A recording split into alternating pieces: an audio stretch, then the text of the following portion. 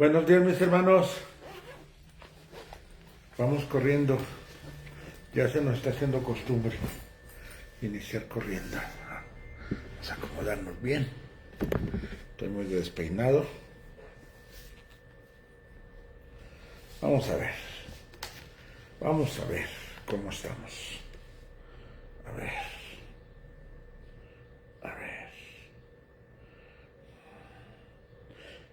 Segunda de Samuel 15 y 16.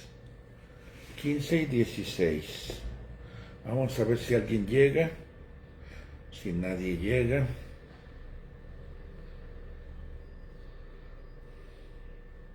Aquí estamos.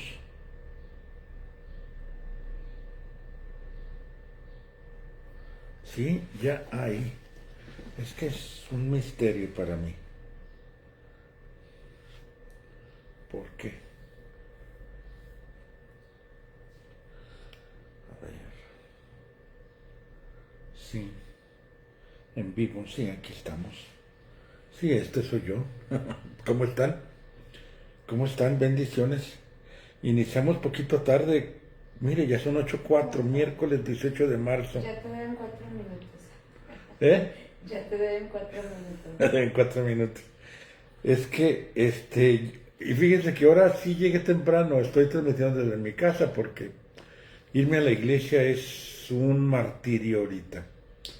Pero fíjate que yo no veo aquí quién está conectado, pero aquí sí lo veo. Veo que está Patti, que está Laura, que está Andrés, pero en mi celular no lo veo, entonces siempre es un misterio. Ok, 15 y 16 de segundo libro de Samuel. Vamos orando. Padre, en el nombre de Jesús, ayúdanos, Señor, danos una palabra. Danos discernimiento, Señor. Abre nuestros ojos espirituales para poder discernir el espíritu que hay detrás de cada circunstancia y detrás de cada persona.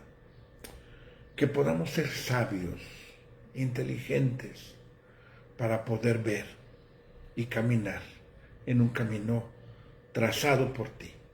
En el nombre de Jesús. Amén. Amén. Vamos a hablar hoy acerca de la manipulación. Absalón se rebela contra David y utiliza técnicas de manipulación para poder conseguir lo que él quiere. Que al final de cuentas no lo consigue porque todo, mi hermano, cae por su propio peso. Al final de cuentas, el manipulador va a tener un éxito aparente y va a tener un éxito momentáneo, pero su fruto no puede permanecer por mucho tiempo. Al final de cuentas,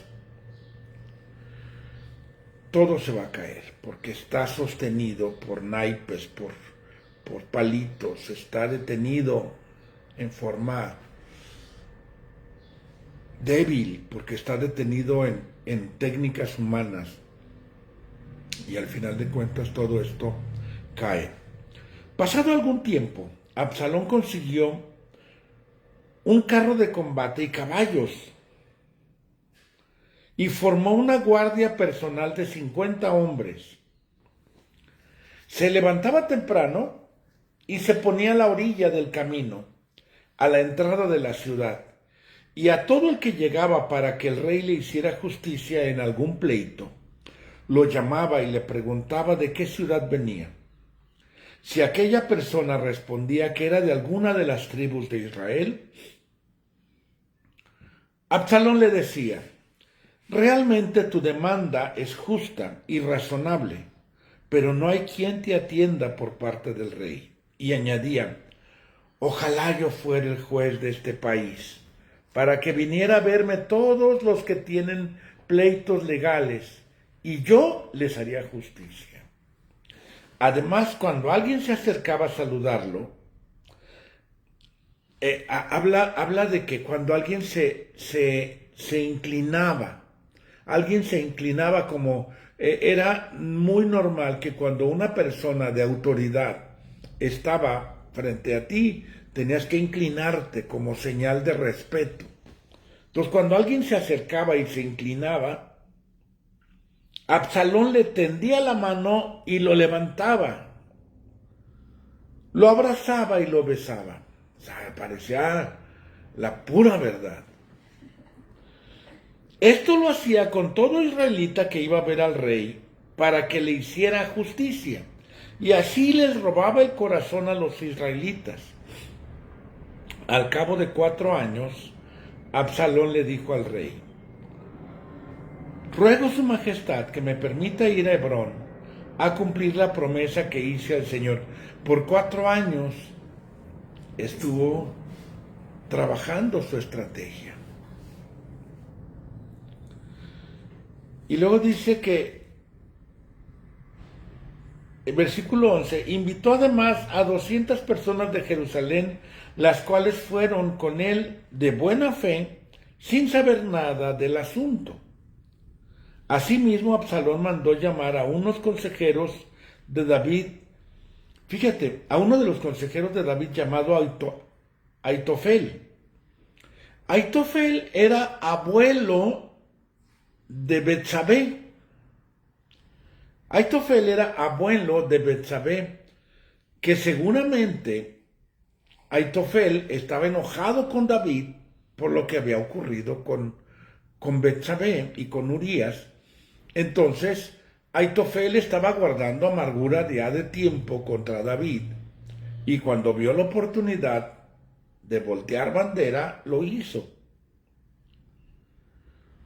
Dice, para que acompañara mientras él ofrecía los sacrificios, de modo que la conspiración iba tomando fuerza y seguían aumentando los seguidores de Absalón. Ahí vemos a un manipulador trabajando. Y a mí me importa mucho que nosotros seamos cristianos inteligentes, cristianos sabios, que sepamos detectar la manipulación. No es lo mismo motivar que manipular. Vamos a ver algunas cosas importantes para poder detectar y para poder tener siempre un corazón sano que agrade a Dios, porque somos seguidores de Dios. Somos servidores del Rey de Reyes. No seguimos a un hombre, seguimos a Jesús. Es a quien seguimos realmente. El manipulador no busca el beneficio de la persona. El manipulador busca un lugar, busca un cargo, busca una posición, busca un lugar. No es su prioridad el bienestar de nadie. La prioridad es el propio bienestar. Y el manipulador trabaja a nivel emocional, no a nivel racional.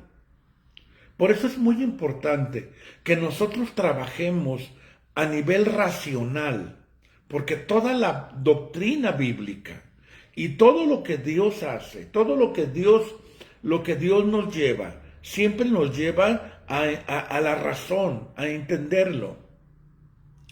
El manipulador quiere que desconectes la razón del corazón,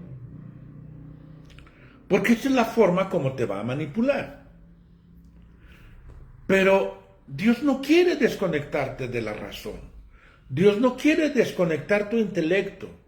Dios quiere que entiendas el proyecto. Por eso el texto, un texto favorito que tenemos en la iglesia como nuestro frase, ¿cómo se llamará eso, hermosa? Eslogan.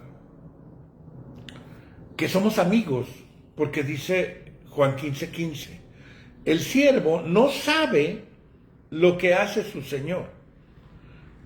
Y ya no los voy a llamar siervos, porque yo quiero que sepan lo que voy a hacer y lo que voy a planear, involucrados, entendiendo el proyecto de Dios y trabajando para poder llegar a cumplir el proyecto de Dios, no el proyecto personal, no el proyecto de la iglesia.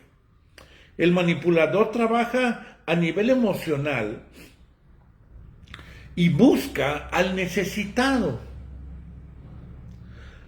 no para que este necesitado esté bien, sino para que este necesitado le sirva de escalón o de peldaño para llegar a donde quiere llegar.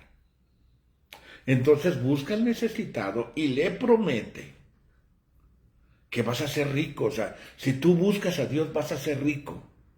Le dice lo que quiere oír. Le dice lo que quiere oír. Sí, le dice exactamente lo que quiere oír. Y si tú vienes a Cristo, Él te va a sanar, Él te va a prosperar, Él va a llevarte a la riqueza y al empoderamiento y va a tener... Y no es así. No es así como funciona. Yo he escuchado, ahora con las redes sociales, tu milagro está en camino. ¿Cómo sabes que tu milagro está en camino? Eso es personal, esto nada más lo puede saber cada quien. Yo no puedo decirle a 20,000 seguidores, tu milagro está en camino. Algunos sí van a tener un milagro en camino, otros no. Otros, levántate a trabajar, mijito, y ponte pilas. O sea, ¿cómo quieres que Dios te prospere si te levantas a las 10 de la mañana? O sea, ¿cómo quieres que Dios te prospere? No abres tu Biblia, no sabes lo que Dios tiene planeado para ti. ¿Cómo quieres que Dios te prospere si no te estás aplicando, no estás buscando? Estás acostada en una hamaca cantando, estoy confiando, Señor, en ti. No, levántate. Entonces cada uno tiene un mensaje diferente. Hay promesas universales. Hay promesas que son para todos, pero hay promesas personales. El proyecto de Dios no es igual para todos. Pensaba yo, no sé si alguna vez te he platicado cómo es que yo decido que voy a predicar el domingo. Pues bien, desde cuando salimos el domingo después de la reunión, mis antenitas espirituales están atentas a cualquier cosa que me pueda dar Dios, una palabra. A veces una canción, a veces un texto bíblico, a veces una historia, a veces algo que veo, a veces algo que escucho en las noticias, a veces una caricatura, a veces un programa de animalitos, a veces una plática, algo que me toque el corazón. Y en algún momento pensé como posibilidad predicar acerca de que todos tenemos un llamado. Todos tenemos un llamado por algo que sucedió. Y todos tenemos un llamado específico. Específico. Eso es algo que me estaba tocando y que Dios me estaba llamando. Me estaba hablando con respecto a este tema. A veces traigo 3, 4, 5 temas en mi cabeza que se están germinando y que están creciendo. Y conforme van creciendo en la semana, esos como plantitas, como no sé cómo decírtelo, conforme van creciendo, cuando ya llega el jueves, el viernes, ya la plantita que está más desarrollada o que está más crecida es la que voy trabajando más.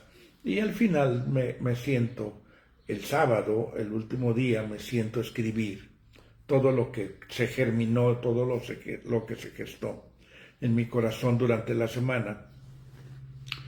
Y estaba yo platicando con Dios acerca de que todos tenemos un llamado específico. Este llamado específico se convierte en propósito de vida. Pero yo no puedo decirte cuál es tu propósito. Yo no puedo decirte cuál es tu llamado.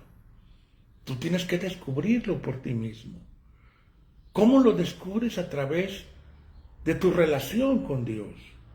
Yo no puedo decirte cuál es y no puedo llevarte a cuál es y convertirte en pastor porque yo siento que tú eres el que debe de continuar con la labor de amigos de la palabra y seguir. No puedo hacerlo porque eso es algo personal. Pero el manipulador sí lo hace. De hecho, el de Joaquín Masón, no sé cómo se llama, el de La Luz del Mundo. Él casaba a personas, casaba a parejas y decía, tú tienes que hacer esto y tú tienes que hacer lo otro. Y este es tu llamado y este es tu propósito y esto es lo que tú debes de hacer.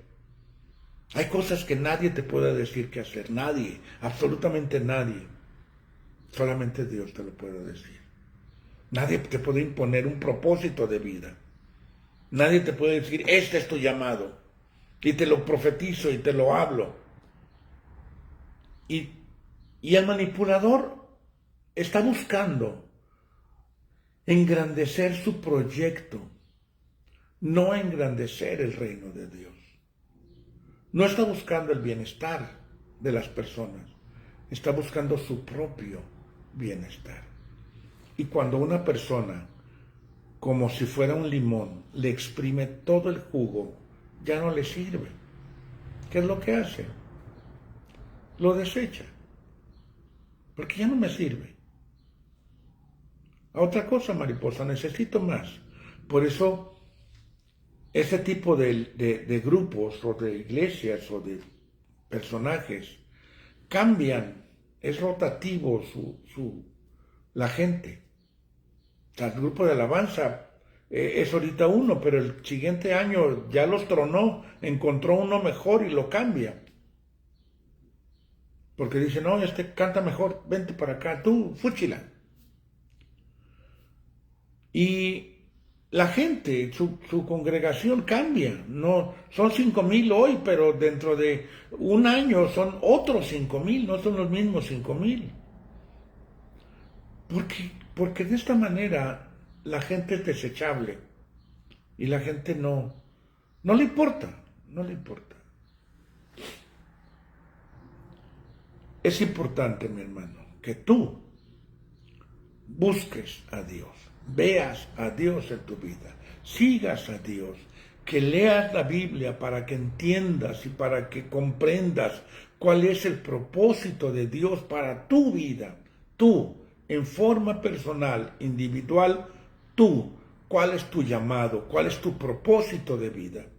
¿Eso quién te lo puede dar? Únicamente el Señor. Nadie más. Nadie más. Podríamos hablar de la manipulación mucho, porque hay mucho que hablar de todo lo que hizo este Absalón para hacerse más fuerte. Pero quizás un día, si tienen interés en conocer más acerca de cómo no ser manipulados, lo podríamos ver. Entonces, como se autoproclamó, esa es otra cosa que es el manipulador, se autoproclama. ¿No has visto que ya hay muchos apóstoles? Ya es el apóstol fulanito y el apóstol sutanito, no, ya, todo el mundo se dice, no, ya soy apóstol, yo ya, es muy común en mi trabajo luego, no, yo ya soy maestro, ya gano 5,000, no, ya gano 10,000, se aumentan el sueldo, como los diputados, que se aumentan el sueldo solitos. También Dividen, hablan mal del liderazgo y de los demás, son sectaristas, es que hay muchas cosas. Pero bueno, entonces se autoproclamó rey.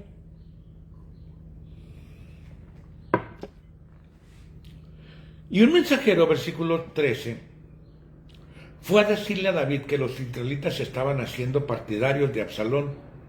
Entonces David ordenó a todos los oficiales que estaban con él en Jerusalén, huyamos ahora mismo, y no podremos escapar de Absalón. Vamos, dense prisa. no sea que nos alcance y nos cause mucho daño y mate a filo de espada a todos en la ciudad. Quiero que notes la diferencia. ¿Por qué se preocupaba David? Porque no fuera afectado el pueblo. Era lo que no quería, que no fuera afectado el pueblo. Porque si Dios te pone, aunque te vayas, te regresan.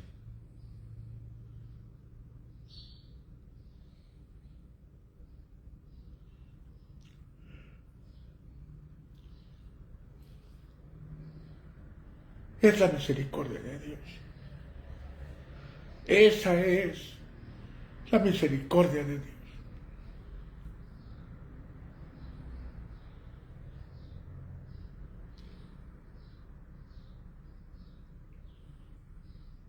Perdón. Perdón.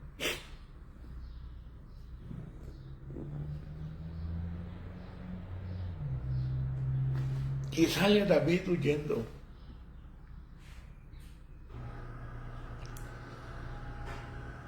Y, ay, es que hay tantas cosas aquí, hay tanta historia buena.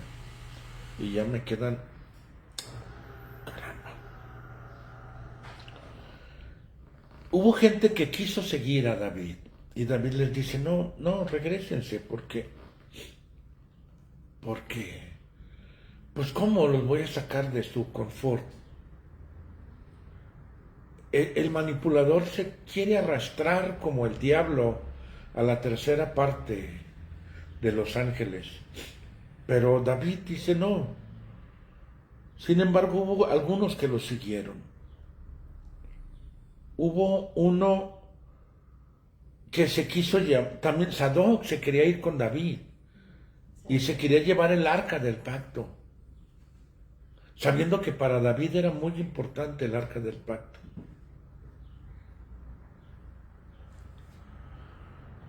Y dice, también versículo 24, iba Sadoc con todos los levitas que llevaban el arca de la alianza de Dios, el cual, dice, dejaron junto a Abiatar hasta que toda la gente salió de la ciudad. Pero el rey le dijo a Sadoc, lleva el arca de Dios de vuelta a la ciudad, pues si el Señor me favorece, hará que yo regrese y vea el arca y el lugar donde éste se halla. Pero si me dice que no le agrado, aquí me tiene, que haga conmigo lo que mejor le parezca. Ay, perdónenme porque me conmueve tanto.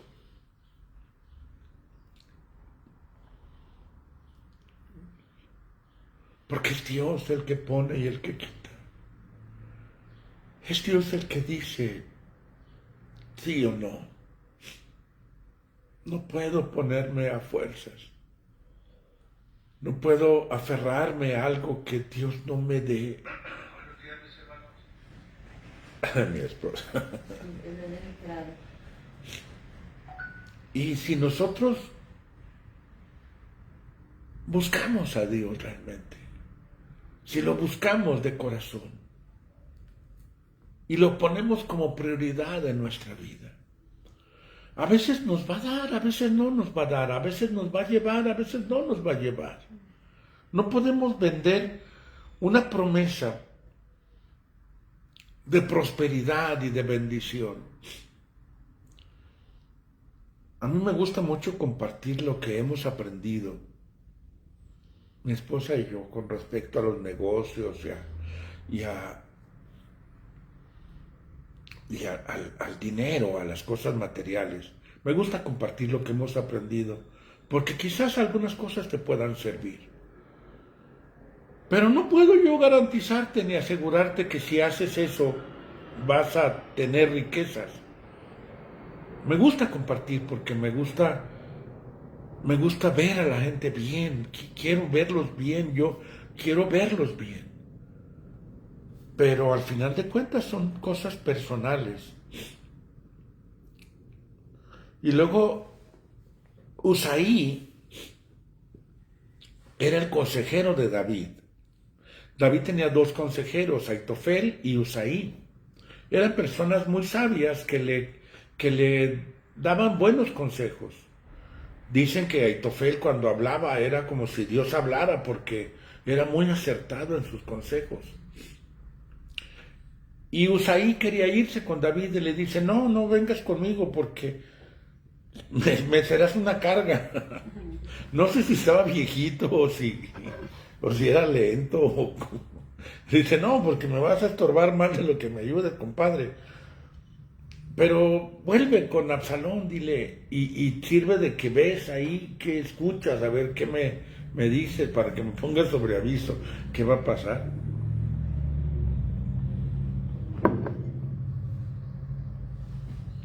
Y luego, Siba en el capítulo 16, ahí, es que Siba es que hay gente desleal, oportunista, hay gente oportunista, y le pregunta, David, ¿dónde está el nieto de tu amo? Preguntó el rey, versículo 3. Se ha quedado en Jerusalén, respondió Siba, porque piensa que ahora los israelitas le devolverán el reino que le correspondía a su abuelo. Dice David, pues entonces, ahora todo es tuyo, lo que era de Mefiboset. Ahí David toma una decisión a la ligera porque pues estaba con prisas. No tuvo tiempo de verificarlo. No, estaba huyendo, pues. Estaba huyendo. Y luego fíjense algo bien triste. Cuando el rey David llegó a Bahurim, un hombre de la familia de Saúl salió de allí, era de Gerá, y se llamaba Simí, e iba maldiciendo, tirando piedras contra David y contra todos sus oficiales. Y aunque el rey estaba protegido por la gente y por su guardia, Simí lo maldecía diciendo, largo, largo, el Señor te ha castigado por todos los crímenes que cometiste contra la familia. Y lo iba maldiciendo, porque cuando la gente te ve caído, no falta el que se goza de tu desgracia. Y cuando la gente te ve débil, no falta quien salga a maldecirte y a ofenderte, sin entender el contexto y sin entender lo que te está pasando realmente y lo que está sucediendo. Pero hay mucha gente que va a estar apoyándote también, en silencio, en oración, en un corazón de solidaridad, pero va a haber algunos que también te van a tirar piedras. Y le dice a Abisaí, ¿por qué este perro muerto ha de ofender a su majestad? Ahora mismo voy a cortarle la cabeza. Y quiero que notes, lee con calma estos 2 capítulos, léelo detenidamente, que Dios te dé palabra, que Dios te ayude a entender tu propósito y tu caminar. Y le dice, esto no es asunto de ustedes, hijos de Serbia. Si él me maldice, será porque el Señor se lo ha ordenado.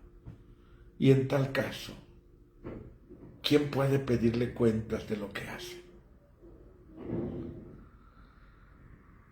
Dice, si hasta mi propio hijo procura quitarme la vida, ¿cuánto más uno de los de la tribu de Benjamín? Déjenlo que me maldiga, pues el Señor se lo habrá ordenado. Quizá cuando el Señor vea mi aflicción, me envíe bendiciones en lugar de las maldiciones que hoy escucho. Iba David subiendo el monte. Dice que descalzo, cubriéndose la cabeza, en señal de duelo. Pero así fue Jesús a la cruz. Así fue Jesús crucificando su carne negándose a hacer justicia por su propia mano y esperando que el Padre lo resucitara. Y vamos a ver cómo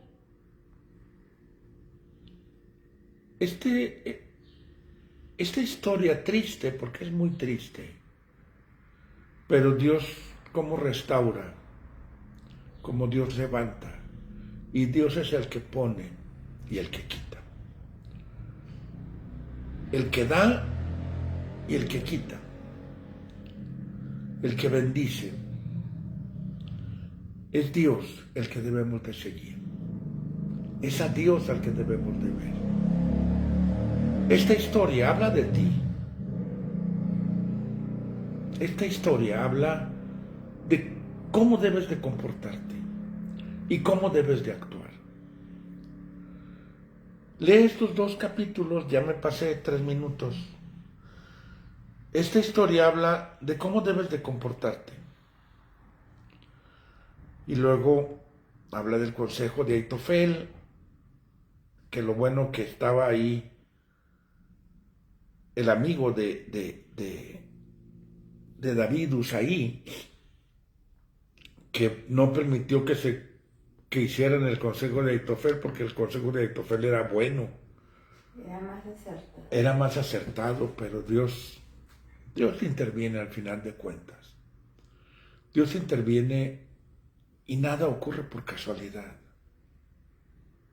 Por eso cuando Dios dice que no, ni para qué le movemos, ni para qué le insistimos. Cuando Dios dice que no, ni qué moverle. Porque el sí de Dios,